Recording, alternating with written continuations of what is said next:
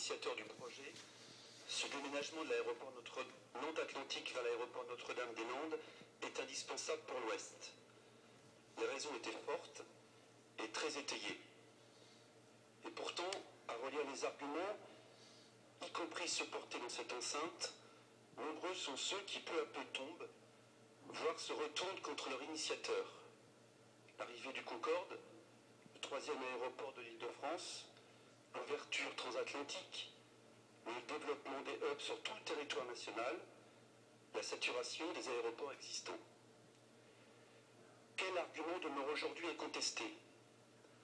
À nos yeux, il n'en demeure qu'un. La volonté pour l'agglomération nantaise d'urbaniser un territoire rendu accessible par ce déménagement.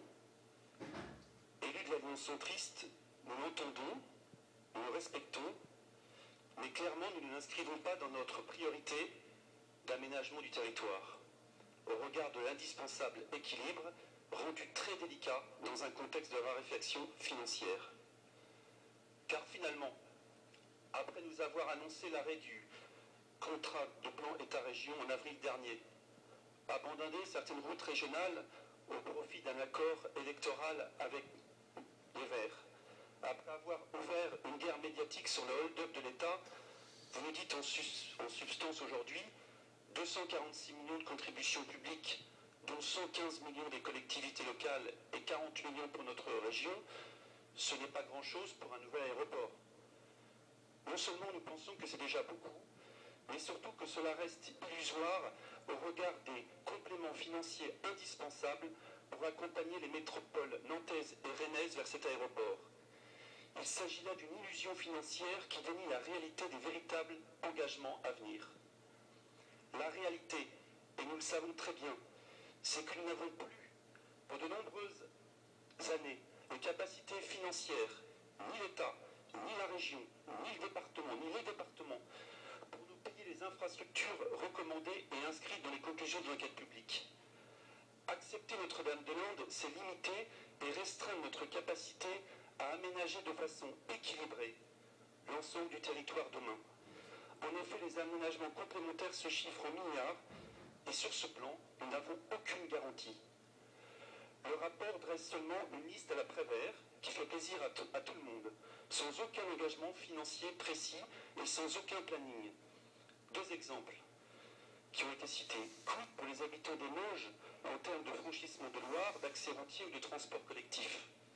Quid de l'engagement du projet LGV d'interconnexion au sud de l'Île-de-France qui concurrencera directement le projet d'aéroport Notre-Dame-des-Landes, puisque cette liaison sud permettra aux Mayennais et aux Sartois, voire une partie des Angevins, de relier plus rapidement le seul véritable hub français de Roissy-Charles de Gaulle. Aucune garantie financière.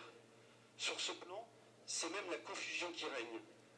D'un côté, celui de l'État, le Premier ministre en tête, qui soulignait il y a quelques mois que nous étions au bord de la faillite. Il suffit d'écouter les déclarations du ministre du Budget ou les analyses des commissions des présidents des finances de l'Assemblée nationale ou du Sénat.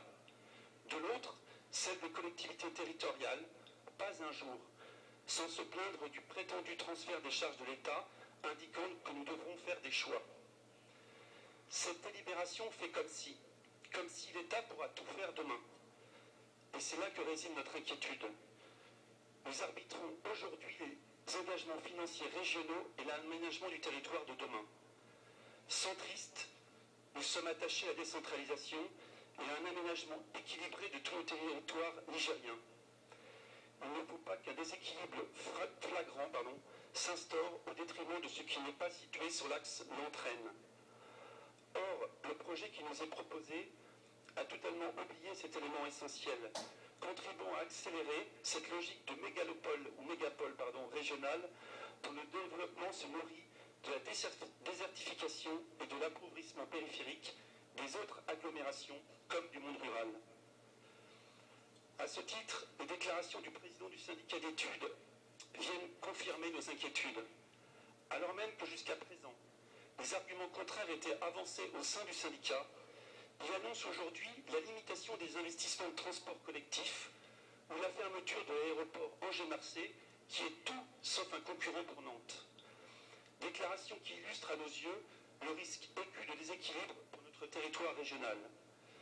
Nous votons contre ce rapport car nous n'y trouvons pas les garanties financières suffisantes et indispensables au maintien de l'équilibre du territoire si cher à nos yeux, ni par pessimisme, ni par optimisme, mais par réalisme tout simplement. Merci. La parole à M. Le Grenard.